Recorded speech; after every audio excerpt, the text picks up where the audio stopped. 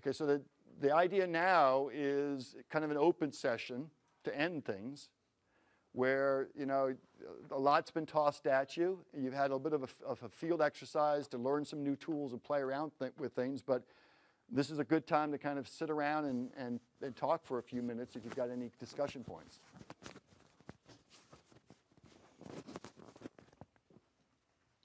And you're the discussion leader.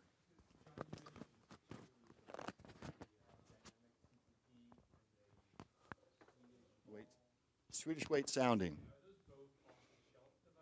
The Swedish weight sounding is something you can buy off the shelf because the Japanese actually took that Swedish weight sounding, and maybe the Swedes still use it. Okay, but the Swedes, I guess, but the Japanese were the ones that I saw use it for reconnaissance the most. And because of where I've seen it is in in New Zealand, because they have a lot of influence from Japanese trained engineers. Professor Chubanowski actually earned his PhD at University of Tokyo.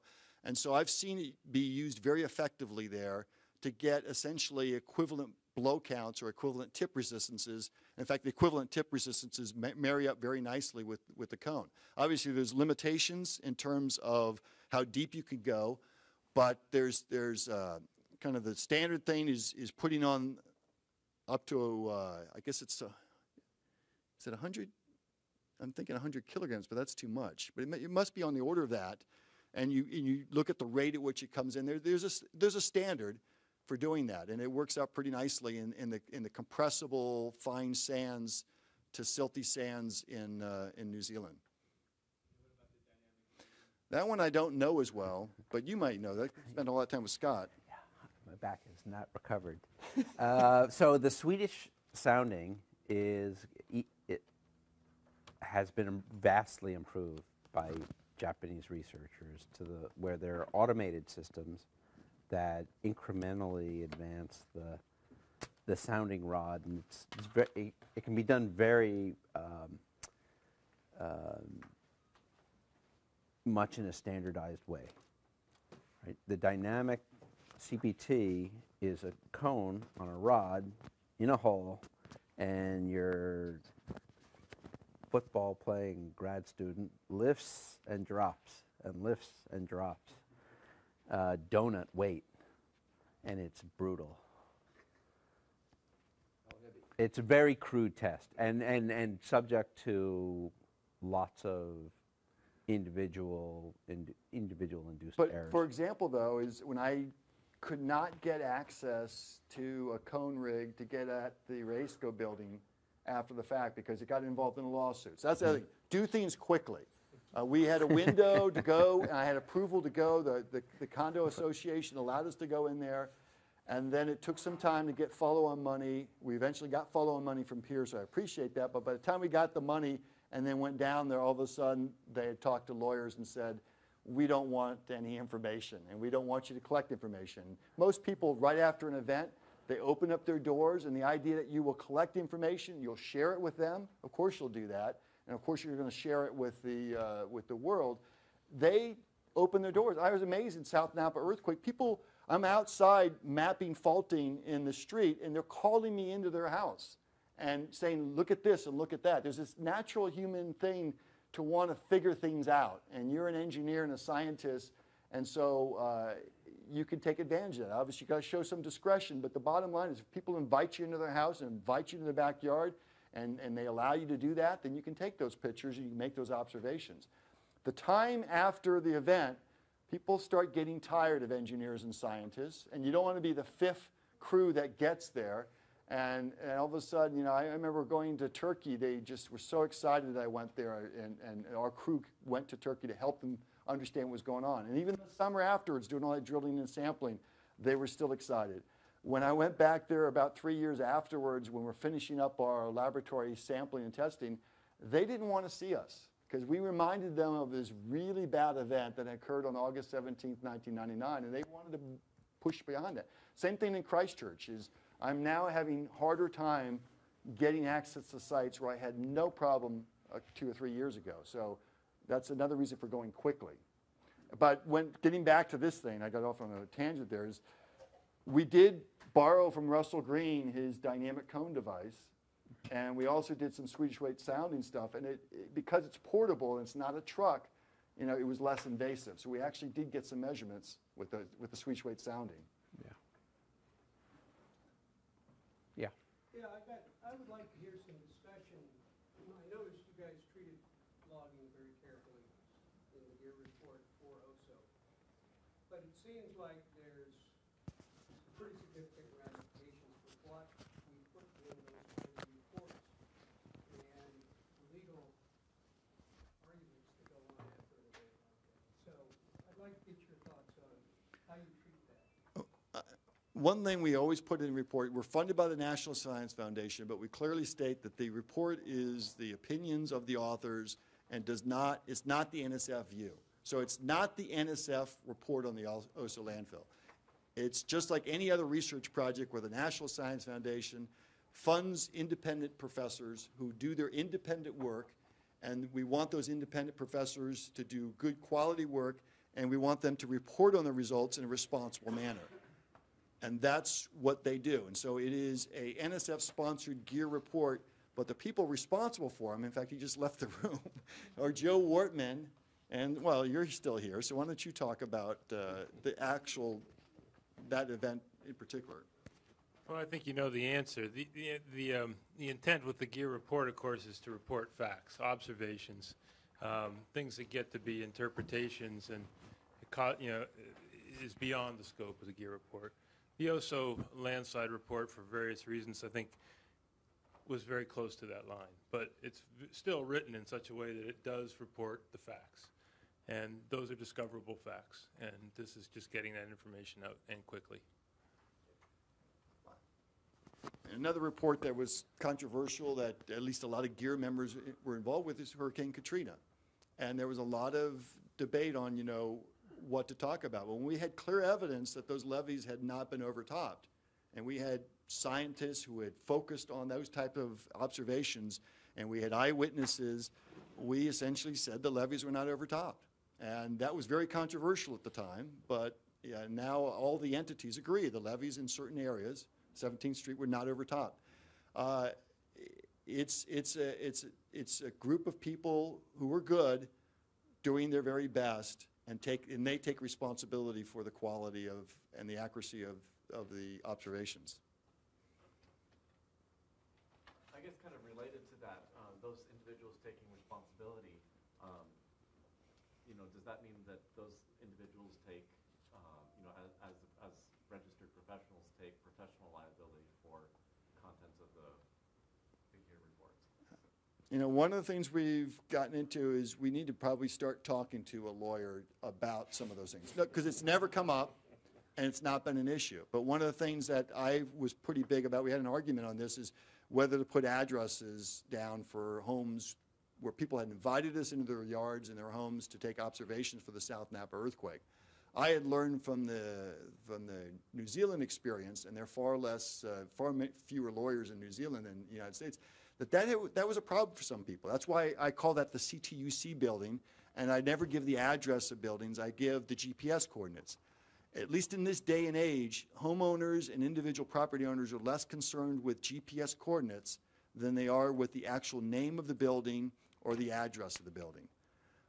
So I think we need to be sensitive to those things, but the reality is, if I understand that if you see an observation in public space, you can make those observations, and you're not engineering, and you're not making a call, you're collecting observations.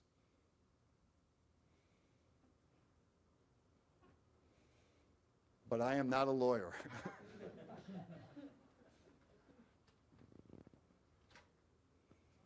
I mean, that's one reason why getting up the air is so important. I know in Northridge, for example, I got onto some sites because I said, hey, I've been up in the air. I've seen the damage from the air, and I want to do this responsibly. So you don't have to give me access to your site, but if I have access to the site, I'd be more responsible in portraying what I saw from the air.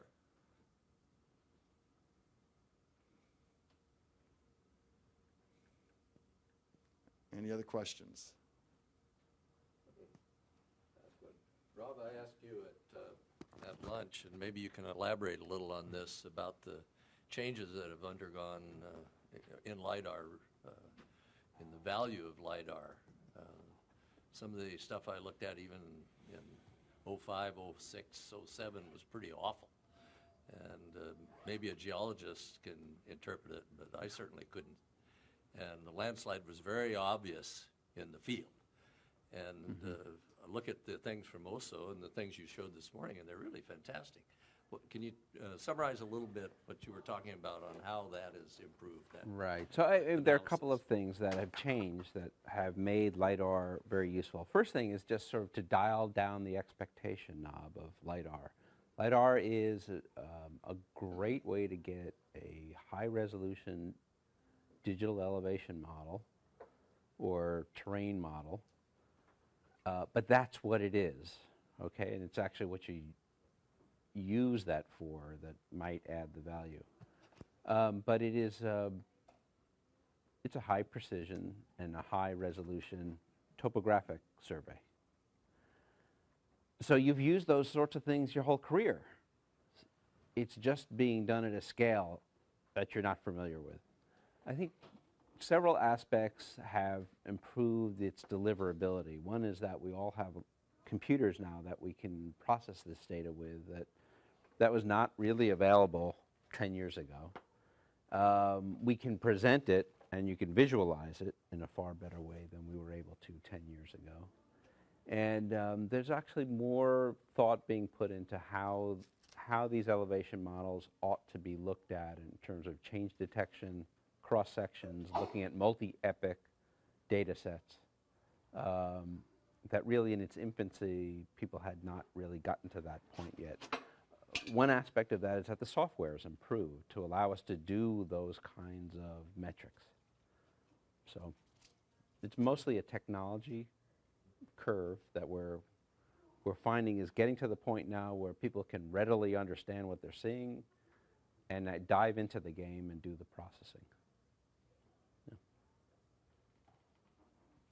Well, maybe if I could just add one thing, it's not a question, but what I've found with LiDAR is that it's also, there's some inconsistency in the way that some of the older stuff is processed, and so a lot of it has to do with the processing as well, and the way vegetation has been stripped out, and those kind of methods and so forth. So the stuff that we showed from OSO was not just off-the-shelf LiDAR, but there was some work done to clean that up, both in 2003, which is for the old set, obviously, and the other two sets as well.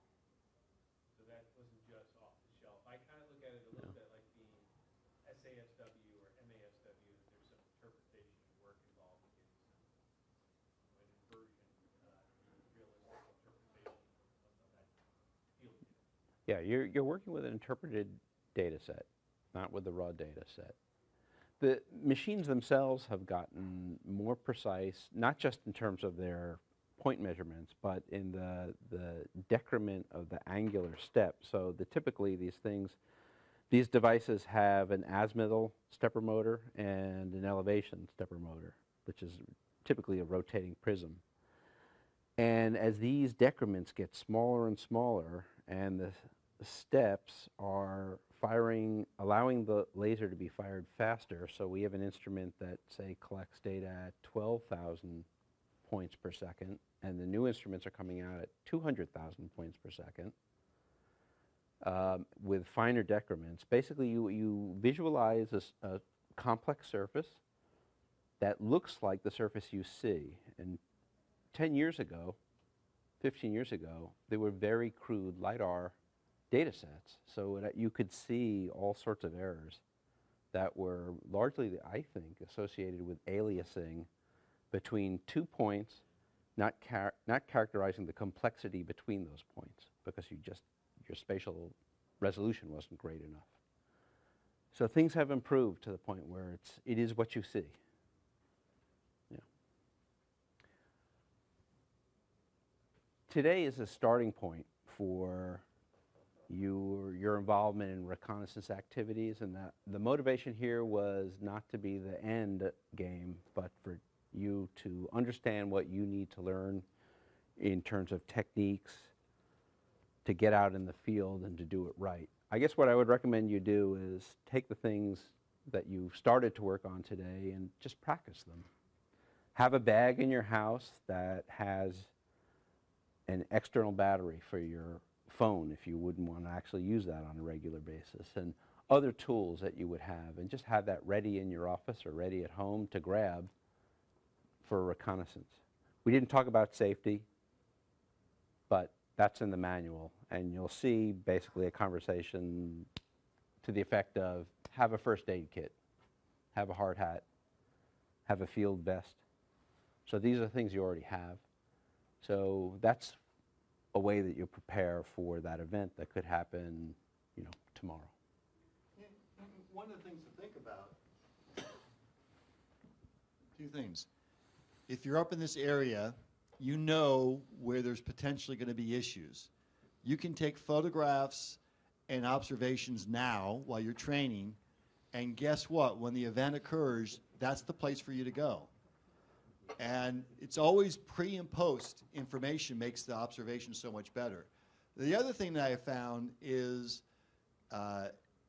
walk the ground in Seattle and other places before the event to see how much deformation there is before the earthquake and before the device. Because a lot of times we think everything we see when we go to Kobe is what happened during that event.